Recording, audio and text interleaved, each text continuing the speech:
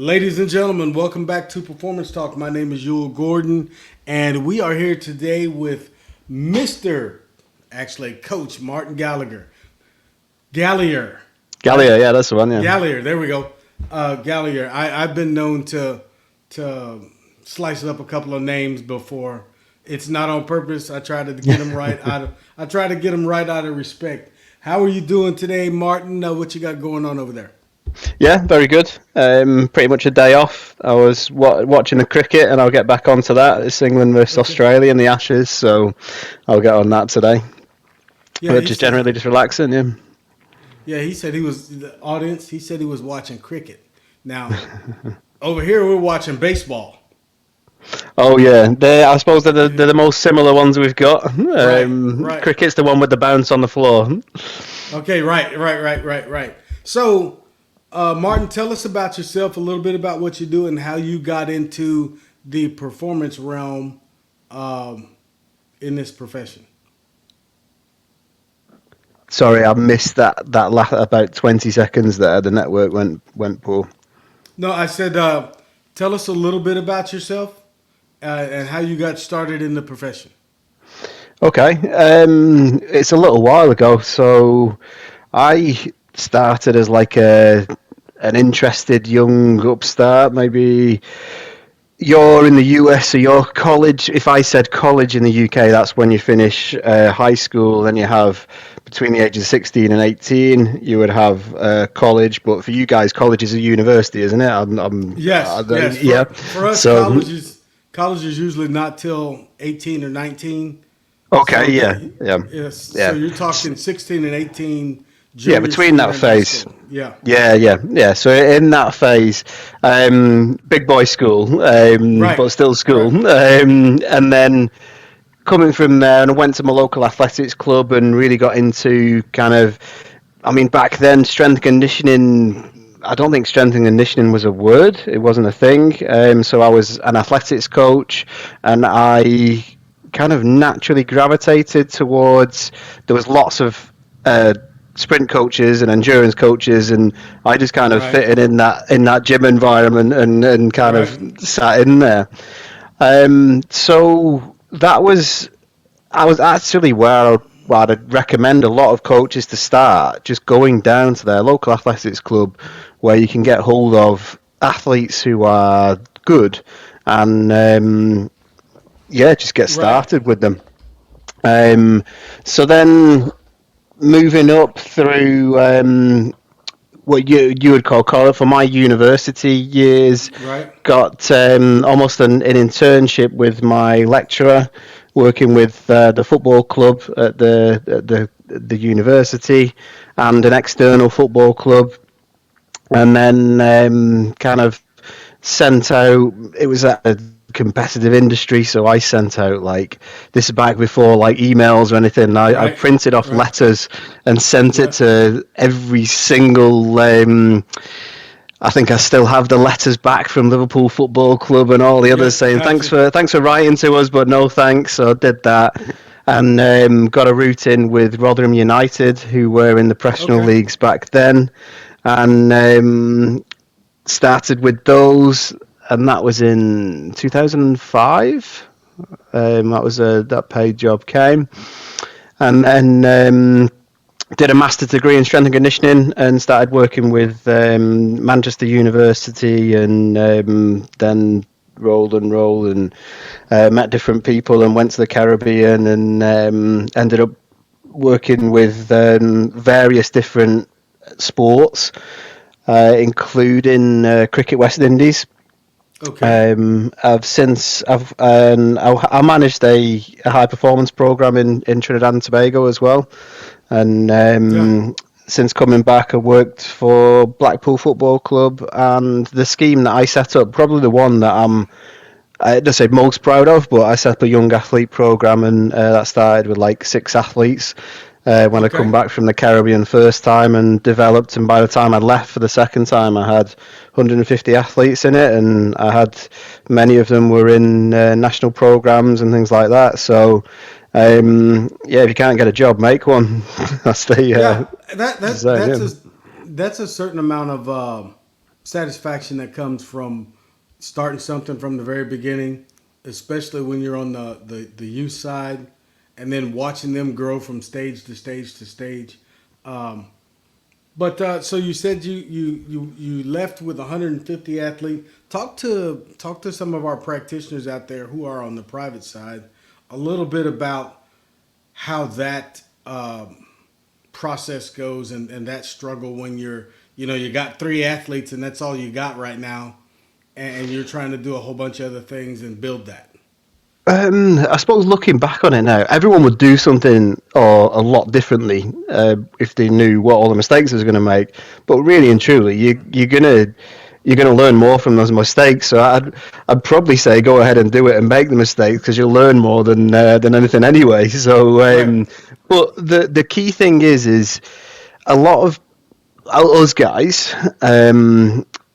Are dictated. Even though I say that I'm very proud of that young athlete program, people will more know me from the higher profile roles like right, a World Cups that I'd been to, or the professional athlete that is here, there, or so. right, But but really and truly, the when you get an athlete and they're not even the young potential athletes at the ages of 10, 12, 14, and you work with that athlete over years. You might work with that athlete for 5 years, and then you have to get very creative, and it teaches you a lot. So right. in pro sports, a lot of pro sports guys that might have a job every 2 years. So then you've never had to regenerate what you're doing and have to think about what process you're going through. It's like I've got to make immediate impact or I'm going to get fired.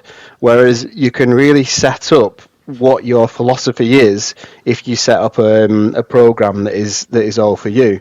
So the advice that I would give someone if someone's setting something like that up is if you have, like you said, if you have three athletes to start with, just make sure that you give everything to those three athletes. Make them three athletes go away and tell everybody else how good that service is, and then those three athletes will tell their friends. You'll end up with six athletes, and then if you work really hard at those six, they'll become 12, and so on and so. Okay. I I'm really rubbish at social media, so it's nothing. Yeah, If you do that's debate, yeah, me too, yeah, yeah, yeah. yeah. And I think if you love coaching and you just want people to get better, I think eventually people will cut on to that, and people will sell you more than you sell yourself because I'm naturally quite shy. Through my coaching, I think I can Right. bulk up the courage to do something like this. But in terms of just coaching, just yeah, really, if you have a passion, if people see you wanting them to succeed, that's the number one thing for me. Okay, so I kind of feel where you are as far as promoting yourself and social media and those kind of things. I'm old school, but I'm more old school than you. I came a little bit before you, uh, but I do understand. Just through what you're doing with your coaching, and if you're shy, if you're a quiet person, if you're just not very talkative, you have to let your coaching do that for you, and that Yeah, means that means those yeah, yeah. athletes. So yeah, for 100%. Yeah. So then it's. Oh, You're fine. Go ahead. I'm fine. Yeah, yeah. Sorry. Yeah, yeah. So just there will be a lot of people that shout louder, and there will be a lot of people that generate a business that develops quicker. But I think if you can look after the people you've got, then you'll have a more sustainable career. I think, and Right. you do well. That for me was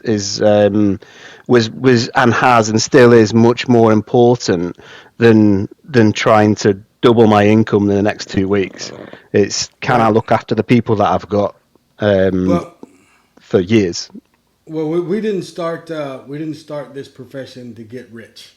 Yeah, yeah, yeah, Yeah, if you do any background work before you come into it, you realize right away that there's a small percentage of guys that are really making the top dollar. So the rest of us, we just get in and get after it, and hopefully we make a living out of it. So let's talk about your and you brought it up a little bit, but about the early years for you. Let's talk about um, the most important thing you think you learned. You talked about it a little bit, Hmm. and then the luckiest you got in the early years, because it takes a little bit of luck to get moving or to get to the right place or whatever. I'd like to think all of us were, brainiacs that could get it done and think our way through it. But sometimes it's just a matter. I know for me, it's just a matter of lucking in. Yeah, I again I missed about 5 or 6 seconds of that, but I think I'll go with that. So the lessons, I would I would I've learned a lot of lessons on the way, but there are some things that have stuck with me for a long, long time. If I go back to the very, very early stage of the career, I remember going to an athletics coach, and I had these athletes in there, and I'd gotten to the stage where I was starting to teach them, and I got into like the Olympic lifting, and I was like, right, cool. I've seen that Olympic lifting is the way forward and things, and I said, Right. I've got this method. What you do is this, then you've got this, then you got that, and I had this process lined up, and I was like, I was 100% on this method, and the coach just turned around and went, you found one way of doing it. What if that don't work? And I was like, what? Yeah. I was like, Yeah. you've just killed me.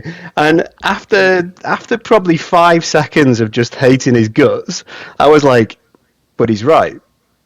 so Yeah. then so Yeah. then so Yeah. then that got me to say, well, all right, okay. And now what? You've always got to leave that sense of I might have written a beautiful program, I might have a beautiful process, I might have something that I 100% believe in, but you've always got to leave that. What if it doesn't? Can I write something else? Can I do something else for this athlete? And that I think has stuck with me, and that's like that must be over 20 years ago now. Yeah. And it's always that case of you found one way of doing it. And I find myself then repeating that to some younger Yeah. coaches now, Yeah. and they'll Yeah. come and they've got this, and this program here and this program here, and I'm like, okay, cool, you found one way of doing it. That's, Yeah. so there's Yeah. that, yeah.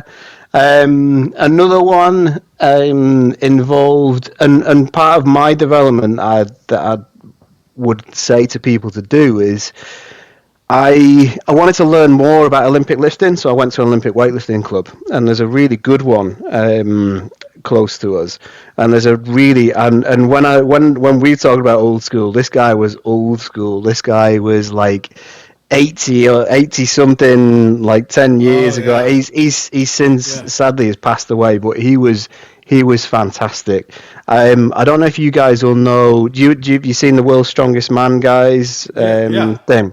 Well, there's a guy there from many years ago, a UK guy, Mark Felix, who used to train with him Yeah. in that ride. Yeah. Yeah, Yeah. and he'd go there. I never saw him. I kind of the phase where I went to see this environment. He wasn't there, but the old coach, he was absolutely fantastic. He had a like a you'd want to say a rundown gym, but it had everything you need. It had the Yeah. roof may have been leaking, the window was couldn't quite shut properly, Yeah. but they had a Lyco bar set in there, and they Yeah. had everything that you needed was in there. Right. Right. And I remember early on, and he was getting to know me, and I was showing. He was like, "Okay, this how's your movements and stuff like that." And he asked me what I had cleaned. And I'd said, and then back then I was a lot thinner than I am now on the video. I was like 70, I think I was 72 to 75 kilos. So I thought I was quite Right. good. And I was like, I've lifted 97 and a half, and I've had 100 up, but I didn't do it. So I could have done 100. And immediately this guy got in my face and went, I can't swear, but don't tell me what you effing did. Don't tell me what you could have effing done. Tell me what you actually did. And that was like, oh, actually, that's another good one. Right. Because Right. I get lots of people, don't tell me what you could have done. Tell me what you did. Because that Right. is just a really honest statement for me, Yeah, and that's that one yeah. stuck with me for a long time. Um, and he was really old school. He couldn't turn a computer on, so his and the little things that he would teach were, I mean, say for example, it was many years ago, and you talk about the Valsalva maneuver and this that, Right. and I've gone into the rack on the squat, and he wasn't individually coaching me. This was in a group, and he was walking past, and I picked this bar up off a squat, and I was ready to go, and he went, put it back. I went, all right, coach. Yeah, so I put Yeah. the bar up, and he got on the face and said, is that heavy for you? I went, yeah. So he went, well, do not pick that bar off like that. Every time you pick a heavy bar off, pick it off with the intent. You start the lift when you pick it, and he got right in, and he got really intensive, and I was like, oh, okay, right. So Yeah. it was a real kind of, and it was just those little bits like that he would give you, and it would tell you, because as a young coach coming through, you pick the bar up, you don't think, you get ready, you're Yeah. told to breathe in, you're told to get down, you're told all the form and stuff like that. But the guy was right in the face immediately picking the bar up and said, yeah, really aggressively bam that bar up, take a few steps up. You've started the lift when you've touched that bar and you're ready to go. You've not started the lift when you've stepped back. And it were just little things like that you would get from him that were just like golden, for me at that stage of the career. It's we're now starting to, I think, a little bit starting to teach intent a little more in the weight room. But I know back in the late Sorry, '80s. Yul, can you repeat that? Oh, okay. Can you hear me better now? Yes, yeah. Okay. I said back in the '80s and early '90s. I was taught something similar to that. But more importantly, I think today we are starting to teach intent a little bit more in the weight room, Hmm. as opposed to just. I mean, that's a good story right there, and something I think our listeners should kind of catch on to is that the lift starts when you explode into the bar to take it off the rack and those kind of things. It's not when you kind of lazily push it up and amble out there, and then you don't get ready to lift at that point. Yeah. Because up until that point, I would, the college and university and education system was telling me, control the lift on the way down. The intent is explosive on the way up, and I'd never heard pick the bar up, well, off with intent. It was Yeah. always just pick the bar off, walk back, come down, drive up with intent. If that's the aim. So yeah, it's just little things like that were golden. Yep. So next person that had a little bit of influence on you. You got another one? We all got thousands of them, but do you have one that stands out? Another person that stands out that influenced you? Another person that influenced me, Ronald Rogers is the name. He's actually the S&C coach of Cricket West Indies now, and he was back when I met him, and he he was one of the people that really had kind of the belief in him, and his athletes must have felt that, and that he taught me more about how to get the best out of people than anything else. It was just the interaction with the athletes and how to kind of. If I would describe him, he's very he's almost everything. If you were to say, like, he would be strict, he would be cool, he would be, but he had just he has a really good manner of how to get the best out of athletes. And allowing them to flourish so they can be the stars of the show. Because I'd seen a lot of guys in the gym, and they want to be the star of the show or in the field or so, whereas he's very controlled in what he's doing, but also very cool in terms of how to interact, and he's actually very funny as well when he's coaching. So he's a master of getting buy-in, and sounds like probably he rubbed off on you, quite Yeah. a bit with that. All right, so let's we've talked about the beginning a little bit and some of your influences. Tell our audience, and I know you brought this up as well, but tell our audience what you're doing now, and where's your focus with what you're doing now.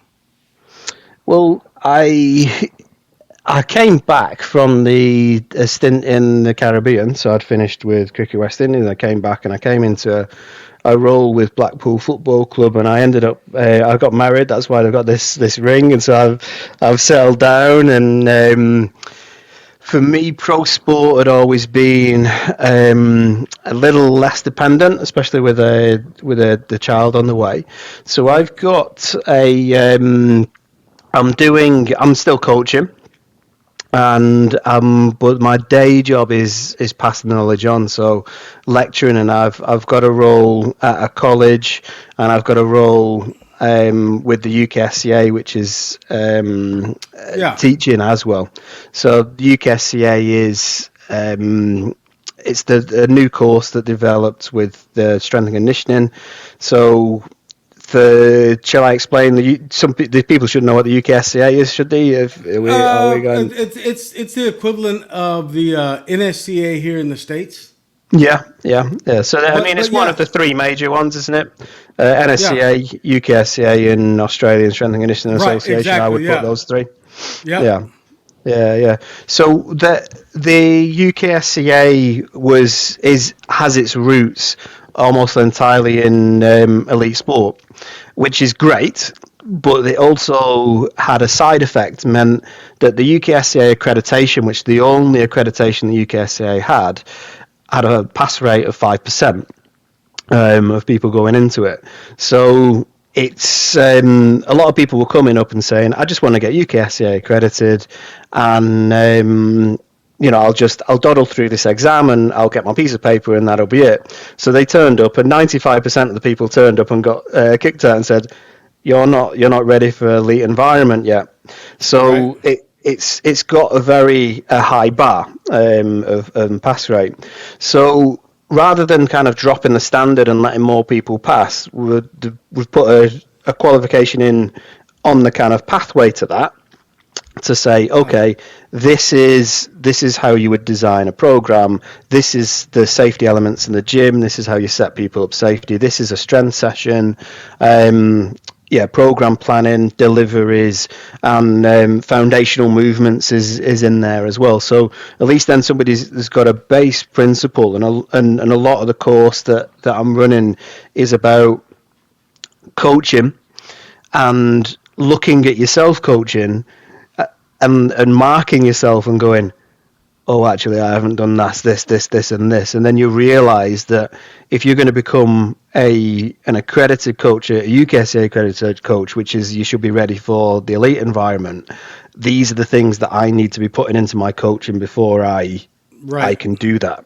So it's really about the UKSA accreditation is about just saying, are you ready or are you not ready?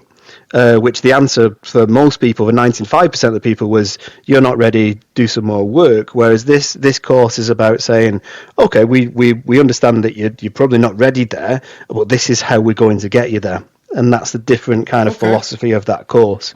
So that's the course that I'm working on at the moment. And it's in its infancy. The UKSCA is a lot younger than the National Strength and Conditioning Association. right, But I'm actually really enjoying this course because of that element of, and I look at my own coaching now and I think, geez, would I pass this course? Because right, you right. have to get all the things in, and it keeps reminding you of what should go in the session, introductions, warm ups, what you should do in the main session, how each time that you have a lift and demo, and everything in there is getting people to understand how to coach, rather than just maybe some other courses where you may just have to theoretically do something. This is a Right. very and the UKSA in its DNA really is a very practical course. The assessment for the accreditation is a lot heavily practical, and the assessment for this course is heavily practical. Because I suppose what we have in the UK, we have a lot of courses and degree courses that you come with the theory anyway. So the problem that we have is we have coaches that can design a beautiful Excel sheet with all the volumes and Right. Right. intensities, Right. and this is what happens. Whereas in real life, Can you coach it? yeah, can you coach it? Yeah, Yeah. can you? Yeah, can you get? I suppose it was the best way that I've heard it described is the English Institute. So we have Home Nations Institute of Sports for our elite Olympic sports, English Institute of Sport, Scottish Institute of Sport, Northern Ireland, and things like that. So the UKSA is heavily embedded in the strength and conditioning culture of elite sport, and with those, and the feedback was saying that they were getting a lot of coaches, and I've seen it where you get a lot of coaches coming from a university are heavily theoretical, and they can pass in a program plan and it looks beautiful, but they were getting them and saying, "Oh, I've had a phone call. So you're in a coaching session. I've had a phone call. I'm just going to have to go to the office. Can you warm these guys up?" And then the guys are going, what do I What do do you with him? mean? What, Yeah. yeah, what do you mean? So Ah. it's exactly that. So Right. it's about that experience, and so if that does happen, you're going into an internship with in a high performance environment. The coach gets a phone call. If he gets called off, can you just see to this? Can you just warm them up? Yeah, no problem. I've got my movement. I've got my foundational stuff. I can Right. keep them safe, and I can get them going. What's the intent of the session? Okay, I've maybe got a list. Maybe some people can or can't do those. I can progress and regress them, and that's Right. exactly it, isn't it? That's coaching. Just Yeah. can you see something and react to that? That's Yeah. that's exactly what coaching is, isn't it? The and that's a good point. I think with the National Strength and Conditioning Association over here, they're doing that with their accredited their accredited programs into the university. Oh, okay. So what has to happen is a university says I want to uh, teach a strength, have a strength conditioning course where at the end of that course, after they finish their undergrad, they're ready to sit for, one of the tests, Hmm. and they either qualify, as a personal trainer, with the highest being the CSCS, but Hmm. as a personal trainer, a tactical facilitator, special populations exercise person. So there's a lot to that, and I know that what you guys are doing, there's a lot to getting all those things in there at the foundational level Hmm. to to make sure that when an individual sits down to be accredited, that they can actually pass the exam, Yeah. or Yeah. or or or they should be able to pass the exam. I know, as we grow in this profession, we all tend to have a track where or a time where we feel like we want to give back more, which leads us to academics and all those kind of things. But most important is seeing the success of the people you're working with, either coaching in the weight room or on the field, or as you were saying, with them being able to get accredited at whatever level they're trying to get it at.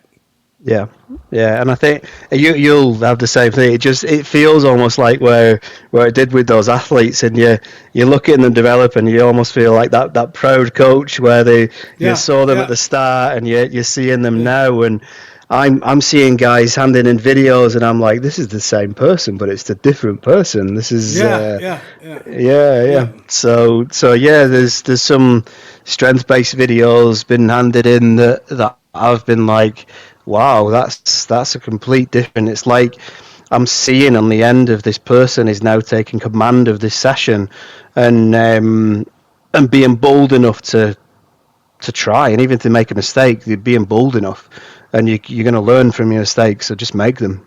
Yeah. Well, I think the when you're learning, there's no such thing as zero fail. You have to. Did you get that? I said No. when you're learning, there's no such thing as zero fail. I think you have to fail sometimes in order to get it. So you have to fail sometimes in order to be able to get it. Oh yeah, 100%. In fact, if you have zero fail, there's probably zero learning going ahead. It's more of a case of, I think, for me to run more and more of these, I would challenge any coach to start a session, video it, go through what you call in a good session, and asking yourself, did you do that? And Right, right. and It's that is quite a humbling process for a lot of it. guys, but you learn the most of it. Yeah, it takes some real humility to be able to film yourself and then honestly critique yourself. Yeah, yeah. You You you, you go you have ahead. to come up with a criteria before you start filming yourself. Otherwise, you give yourself full marks. You can't mark your own homework before. Exactly. Yeah, Exactly. Might be a good idea to have another set of eyes you trust too, just in case. yeah, yeah, yeah. Because But the amount of people that are like, a lot of people think they're doing something, but they're not. I sat down. I used to think, I'd say back in the early 2000s, I thought I had a good warm up process Mm. until I finally said, okay, why are we, you know, not doing some of the things I think we should do once we get into the workout? Well, come to find out, once I stopped and looked at my warm up process, I realized it was missing some things. It was Yeah, yeah, it was missing a technical component where, you know, as far as moving goes, that you could make those corrections in the warm up instead of waiting till you get into the session. And absolutely. Yeah, and it was missing a bit of a neuromuscular facilitation phase or preparation phase that got the nervous system ready to go as well. yeah, yeah. I mean, So sometimes those questions, and maybe we're getting. Do you want to go with detailed, or do you want to keep like overviewing? But I like, well, like you say, the format of this show is to just flow with it. But yeah, some of the go with wherever best you want to go. questions, some of the best questions in S&C are the simplest ones. What do you do in a warm up? Now, if you go on any textbook or just pull something off, then off the internet, then you're just like, right, okay, you go through a ramp protocol. So and which is a great one. Ian Jeffries, have you heard the ramp Right, protocol? right, RMP, right. yeah. So and I mean I and of course I ran in Trinidad. I had an S to it, so you raise, activate, mobilize, potentiate. And Okay. for sport scenarios, I put an S on the end of the ramp, so I put sport because a lot of the times you go through the ramp and then at the end of them I'd Right, send them to bat, ball, or something. So raise, right, right, activate, right. mobilize, potentiate, and then something sporty, and then the sport afterwards.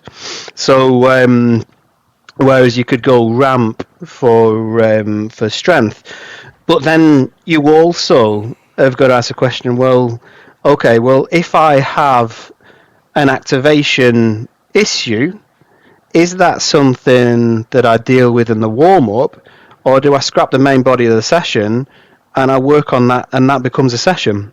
Because if I've got a problem with it, and however much time I have, if I attribute a tiny amount of time to it, because I've been told that this is the session that is most important, but they can't do something basic, then why aren't I doing something basic and spending more time on the basics and developing those lower levels before I go there? And then Right. you think, well, okay, well you've just done warm up activities for an entire hour and you was only allocated an hour. You didn't do the main session. Whereas my argument would be, well, actually, I've just spent an entire hour on doing things that they need that's individual for them. Right. When they can do them, yeah, then it becomes a warm up. And then we build a foundation that way, in the way Yeah, you're thinking, as opposed to trying to put a building up or build a house or build a car with, without a chassis, or a house without a foundation or framework. That's the way yeah.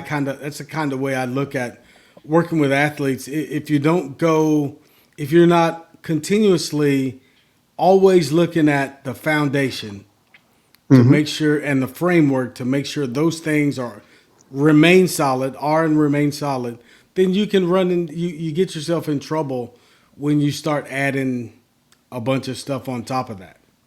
Yeah, yeah. So I'm gonna do a presentation at the national conference, and I'll tell you my phase, and I try and keep it as simple as possible. What's the Albert Einstein quote? Keep it as simple as possible, but not simpler. And Right. then, so your stage your stage one is, for me, is, can you get in body positions, which is mobility, flexibility. Stage two, can you get out of body positions, which is strength once you got into the extreme possessions.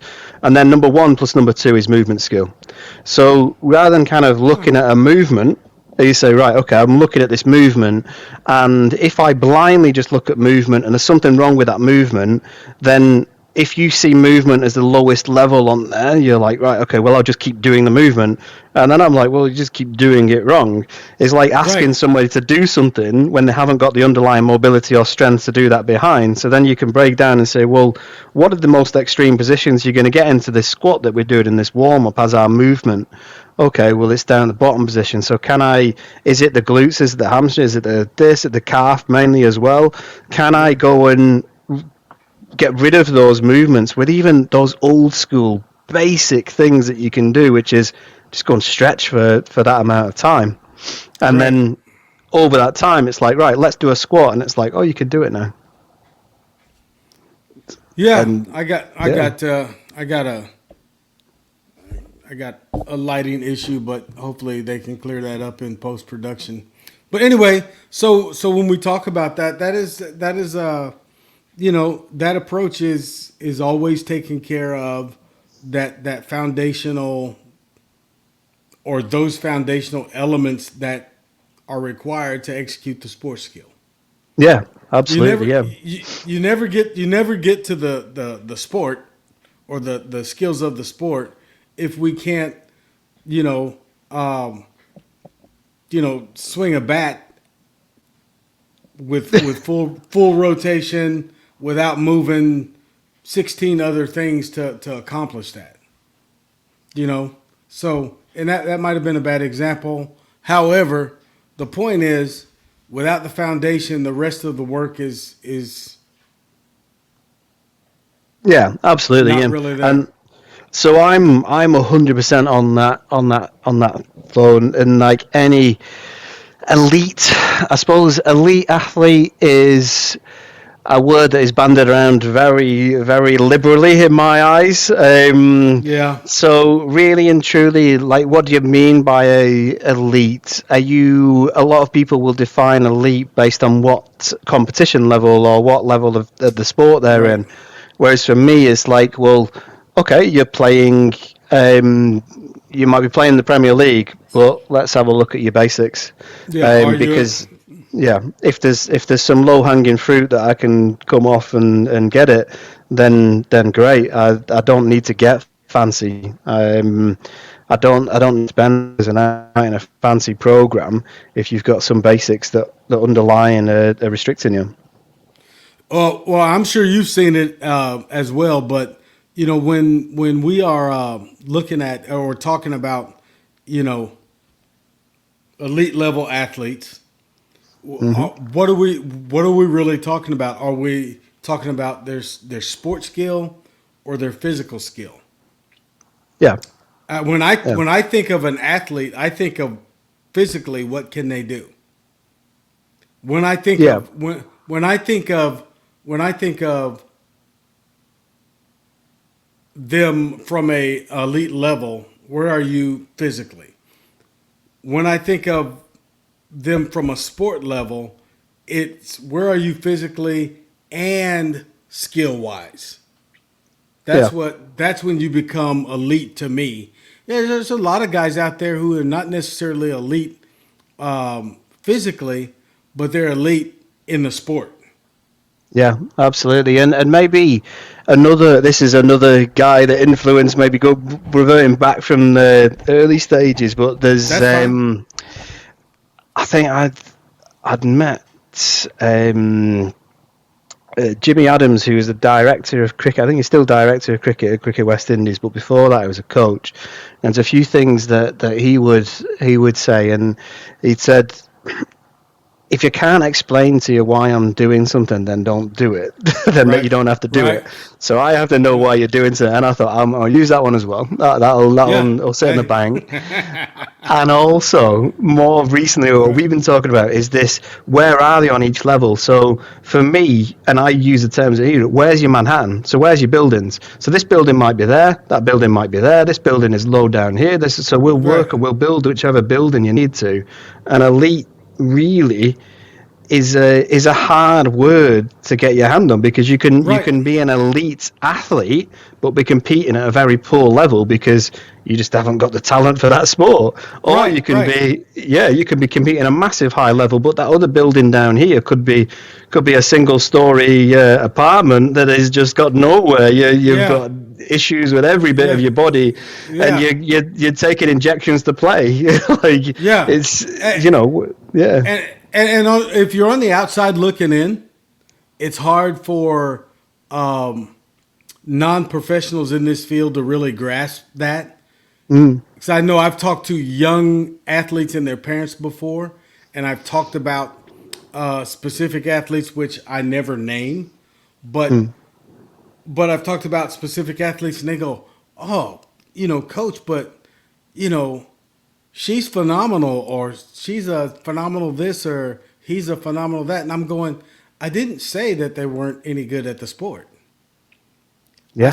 I said they have some physical issues, Yeah, and, but I and would, yeah, I would that respond to that immediately and be like, look, if you come to me, this is my response to that. If you come to me and you are absolutely brilliant, then I've got nothing to do with you. I can't help you. Whereas right, actually, if you come to me down here, that is music. That is brilliant, because you may be competing here, but just think of everything we can do right, to even get good higher point, and stop being getting injured. So I can do more with people that are in a complete mess, that are right, completing that highly, than I can do with people that are. I mean, you can have quote unquote more fun and be more creative, and when you right, get a really talented physical athlete, it's a joy to work with, isn't it? But right. on the other hand, you can flip the coin and say, but if you come to me with nothing, we've got look at all this, look at the road we can go on. Right, and you know what? That's a great point, and a lot of athletes need to hear that. Hey, look, I'm telling you that you're physically you're here, talent Mm, wise for the sport you're here. Guess how much more you can do over here if we get this up there. Guess yeah. how much guess how much more efficient you're going to be. And a lot of times for in these scenarios, parents are footing the bill. They're paying the price in time and resources. So it's getting the for the younger athlete, it's getting the parent to understand. For the younger athlete, it's getting the parent to understand. Did you get that? Missed it a little bit? I missed it. I got the gist. I would say Okay. I Yeah. missed it. Yeah. So Yeah, then, that's yeah, and it's about buying as well, isn't it? Because when I worked with Cricket West Indies under 19s, taking them to the World Cup, and one of the best things that you can do in a team environment is go and attend the meetings that maybe are outside of S&C. So we yeah. had the bowlers and the batters would come in for technical analysis of their balls and their batting and things like that. And I was like, okay, I'm going. I wasn't. It said it was one where you could come if you want or you don't have to. And I was like, no, I'll come and have a look. And just I just sat there and I ended up being the go-to guy. Well, actually, look at that. That shows that your ankle's tight. I'm seeing that in the gym. Oh, look at Right. all that rotation you get. You're not able to control those forces coming through. Right. Right. We can get more. And I got a lot more. And the coach is like, right, okay, you need to do this. Let's have a look. And there became a lot more interest from the player and the coaches, because then it was always relevant, but sometimes for some people it's relevant and it's kind of relevant. As soon as you Right. throw in the sport and you can see some of the professionals and say, if you strengthen your core, that ball will go straighter and faster. Okay, now I'm interested in a gym program. Yeah. I'm Yeah. really Yeah. interested. Exactly. And that's Yeah. exactly that's exactly right. And for our young listeners out there who may be thinking to go into this profession, or parents and coaches who are working at the low level, the understanding of that is critical. I think Yeah. understanding how developing a strength program in the gym will help you on the field. Here's an opinion of mine. You tell me if I'm wrong. However, in my opinion, if your coach can't tell you why you are doing something in the gym and how it may help you, in your sport, you got the wrong guy.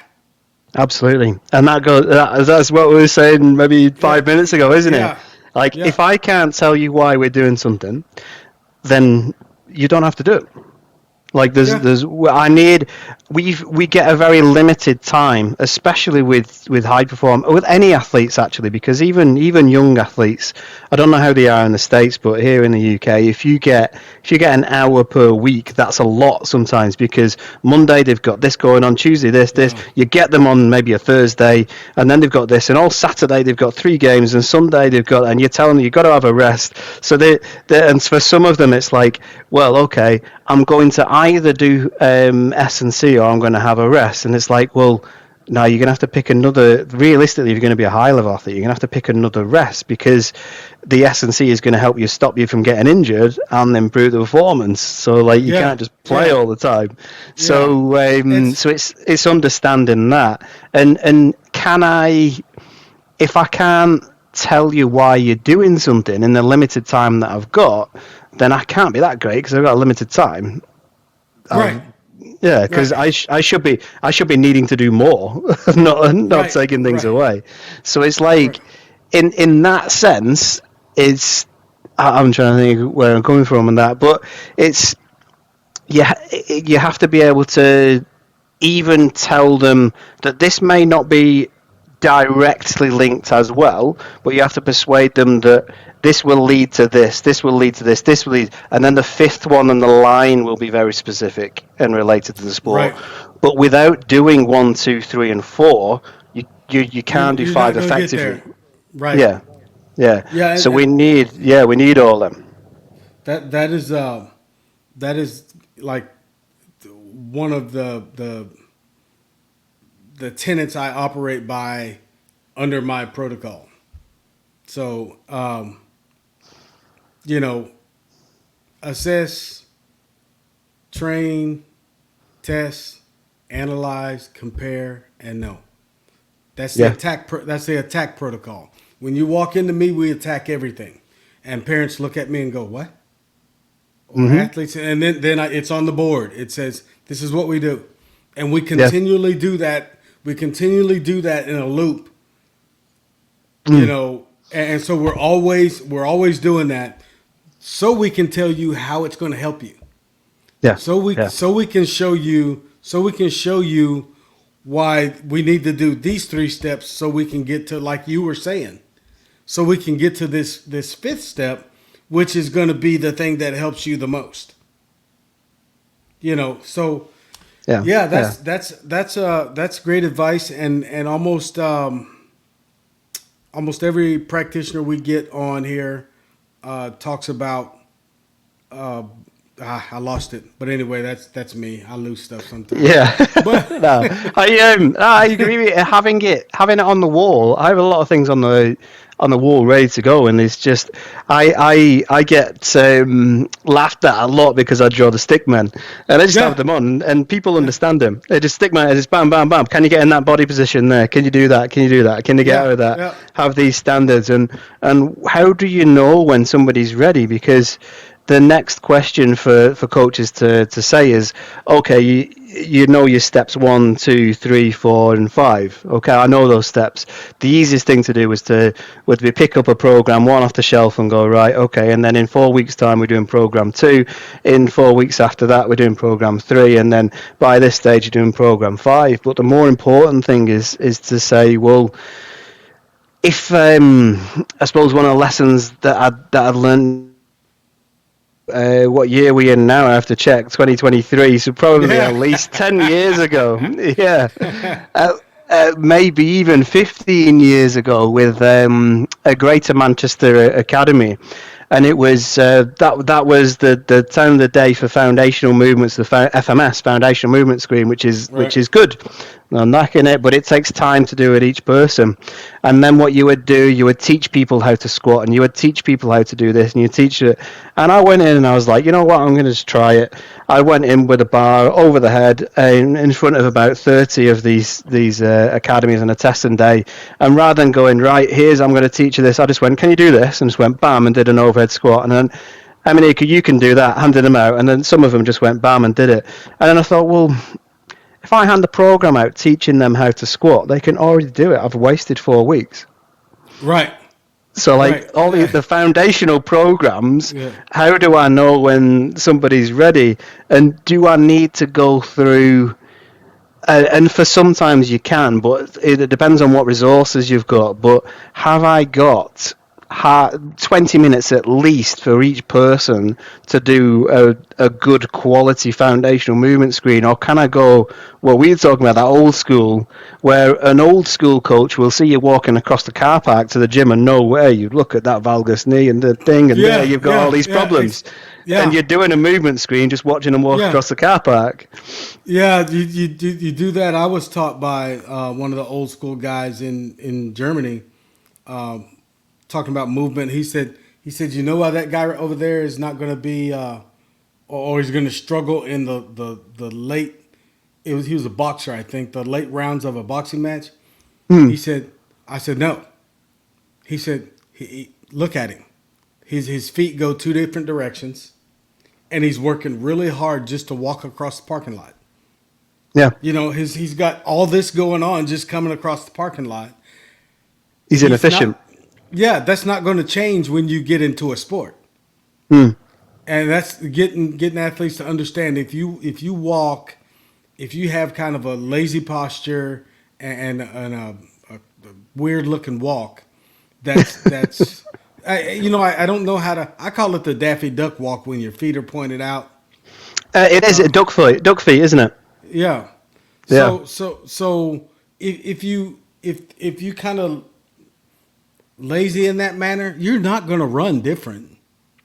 Well, yeah, but then that becomes a what was going to there, like Tom Tellers. Oh no, it wasn't Tom Tellers. He was in a different presentation. He was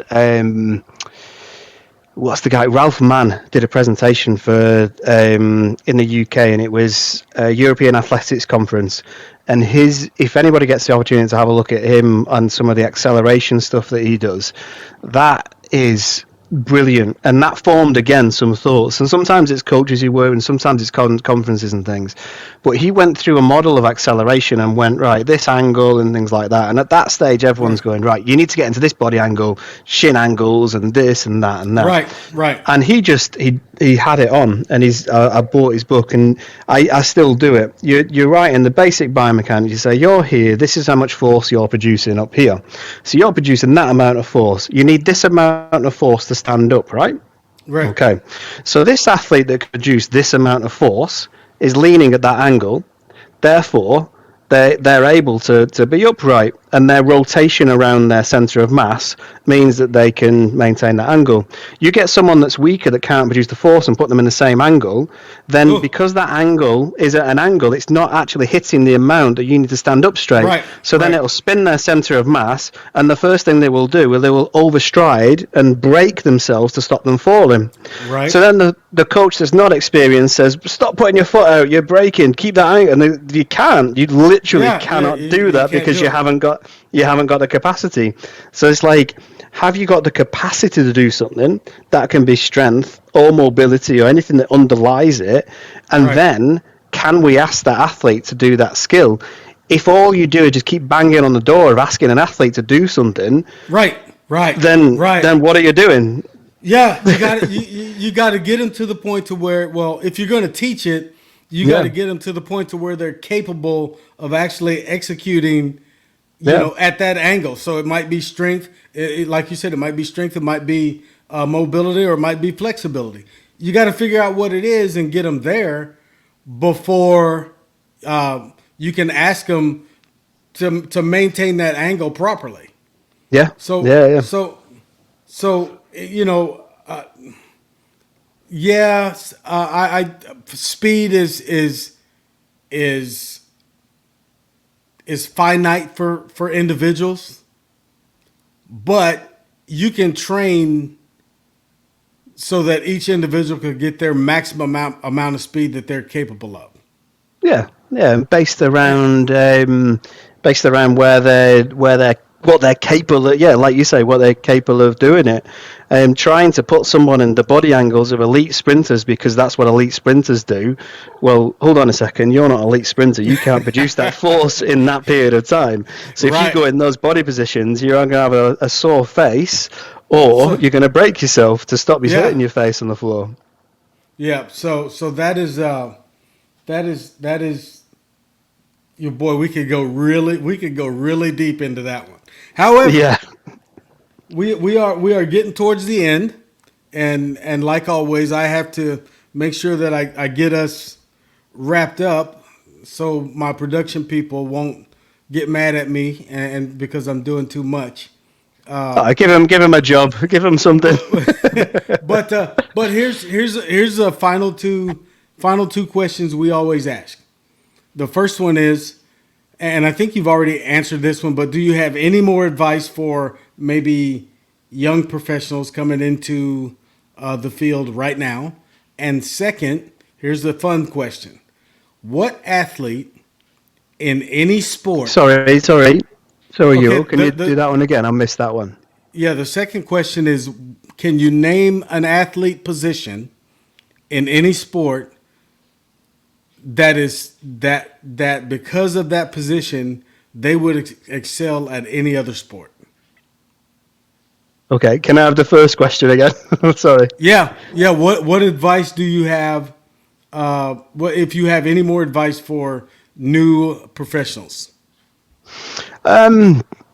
Experience, because mainly the new guys are coming through with theoretical knowledge.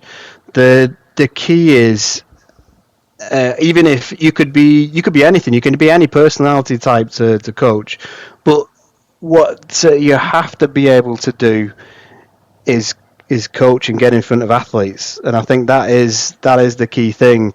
A lot of new coaches maybe, and it's natural, they will do things that they can already do.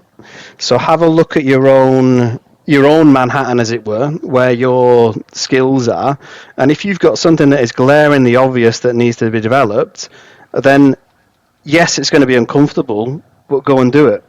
Go and find somewhere that is going to help you do that. And if it's whatever that is, that I suppose I can't give specific advice because Right, specific right, advice would be I'd need the person. right. It'd be like writing an athlete program for someone without seeing the athlete. But in general, the process would be to go and figure out, mark yourself, give yourself that Manhattan of all your skills, write down everything that you think is going to make you a good coach, and put yourself on. And if you've got a 7 out of 10 on there and an 8 out of 10 over here, and you've got a 2 out of 10, then that's probably the thing that's restricting you. Okay, so get your own Manhattan and check it out, and then figure out those things that may be slowing you down. Yeah, exactly. So anything that you would do for an athlete to make them better, do for yourself.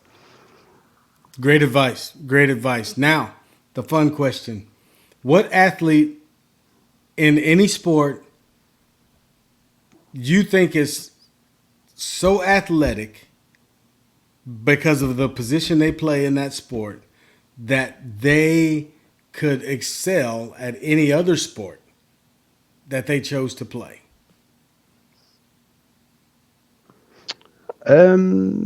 Who's this? Any athlete in the world?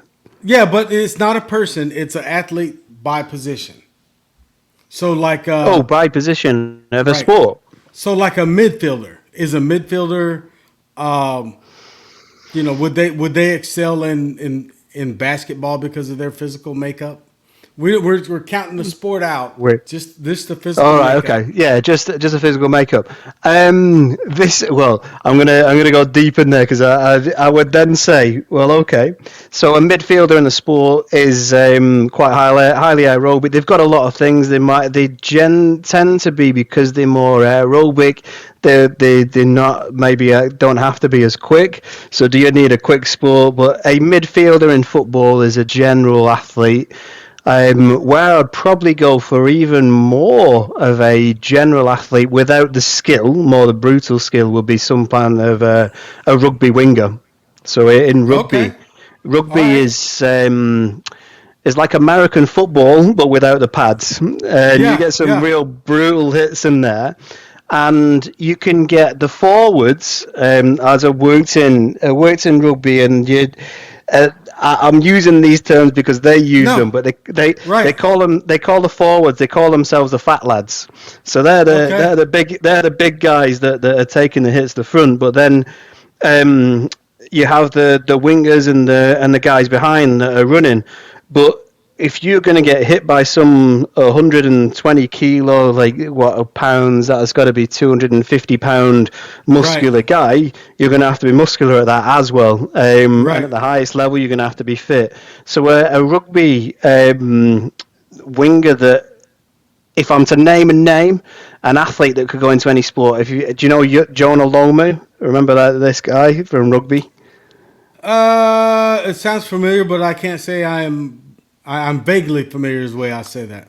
Yeah, so in New Zealand, they were the first guys that brought the big. He was a big guy. Could have been a Yeah, yeah, forward, yeah. but he was a winger. So he could hit like a forward. He could move like anyone. He was an absolute beast. Like, and he could run fast as well. So he had the stature of the size, the agility, and yeah, he was a hell of an athlete. So Okay, I so we mean. have a rugby winger. A rugby winger. Where does that fit in where other people have said? What's Um, I think we had one other rugby player, which was a forward, or okay? what's yeah, which was a forward. But then we have, um, we have baseball players, we have tennis players, we have basketball players. Everybody's picking somebody. We have multiple sports: baseball, Yeah, I tennis. suppose it. Yeah, Yes, it really and it, matters when you have that specific thing. Sorry, it is cutting out, so I didn't mean yeah, to yeah. go. No, that's But fine. yeah, I think I like the idea of a rugby winger because they can do all the delicate stuff, but they can also get smashed by 100 kilo man. So like, Okay. and I'm not sure a 60 kilo midfielder could do that. Right, I got you. I got you. Well, ladies and gentlemen, this is Performance Talk. Our guest today has been Coach Martin Gallyer, and we have had a great conversation. And I have looked up, and we're over our time, but we're going to ask him back. And I'm going to say to you, Martin, I appreciate you. Thanks for Thank you. coming on. Thanks for coming on the show, and we hope you come back and visit us and catch up in the future. Thank you. It's been fun. And thanks for inviting me. Ladies and gentlemen, this has been Performance Talk. My name is Yul Gordon, and we are out. So talk to us next time.